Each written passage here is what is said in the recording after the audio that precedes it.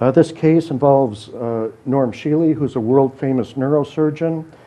He's world-famous for inventing the TENS unit and the dorsal column stimulator, electronic devices used to block pain impulses. And he was at a medical meeting in the 70s, and the lecturer was talking about hypnosis and how in the 19th century physicians used hypnosis so that people can have undergo surgery without having pain. And at the time, Norm said he was neutral about reincarnation. He didn't know if he believed in it or not. But when the speaker said that one of these physicians who did hypnosis was John Elliotson, Norm says he had an iceberg sensation go down his spine, and he viscerally knew he had been Elliotson. And he even gasped, "My God, that's me." He tried to find information about Elliotson, didn't find much in the US, so about a year after that, he went to London specifically to research Elliotson. He got a cab driver and told the driver to take him to the Royal College of Surgeons. And at one point, the cab driver made a right turn. Norm said he felt the same iceberg sensation go down his spine, and he was physically turned around, so he's looking out the back window of the cab. He tells the cab driver, "Turn around, go the opposite direction." And they went up several blocks, and they came to London College Hospital. And Norm said, "Stop here." And he got out, went in, and found that that's where Elliotson had practiced. He went into Elliоtson's room and old office and felt a great sense of familiarity. Then he learned that Elliotson had written a parallel work to a treatise that Norm had written. Both Elliotson and Norm were medical innovators. Elliotson brought the stethoscope from France to England. He brought narcotics from France to England to treat pain. Norm is a medical innovator, as I mentioned, and he's a pain specialist.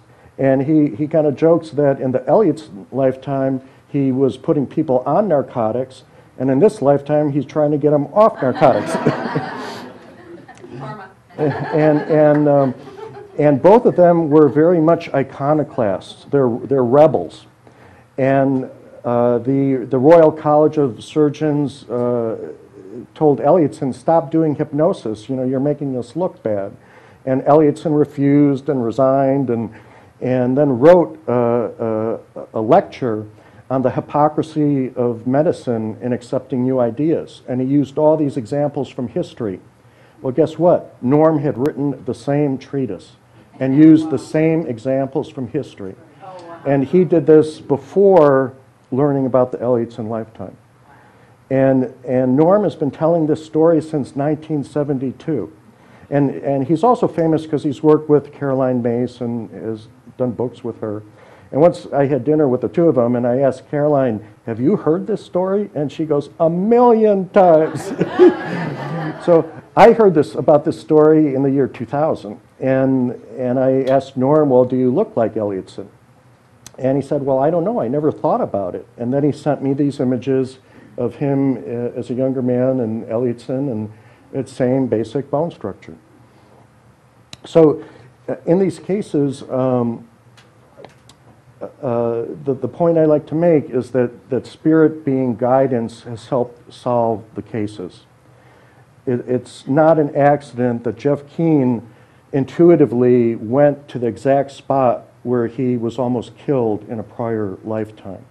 He was intuitively, telepathically led, either by his own soul or a spirit guide.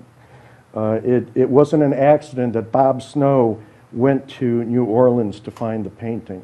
What I believe happened is that his wife got a telepathic message from either Bob's soul or a spirit guide.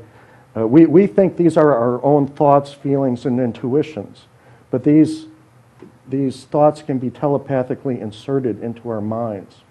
And so I think what happened is the thought was inserted into his wife's mind, go to New Orleans, and once they were there, Bob was intuitively led to find the painting.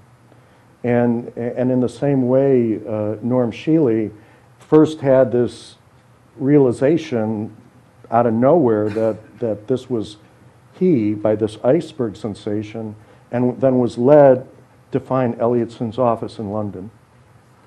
And this happens commonly in reincarnation cases. It seems like the spirit world wants this information out. Now I'd like to review the work of Ian Stevenson.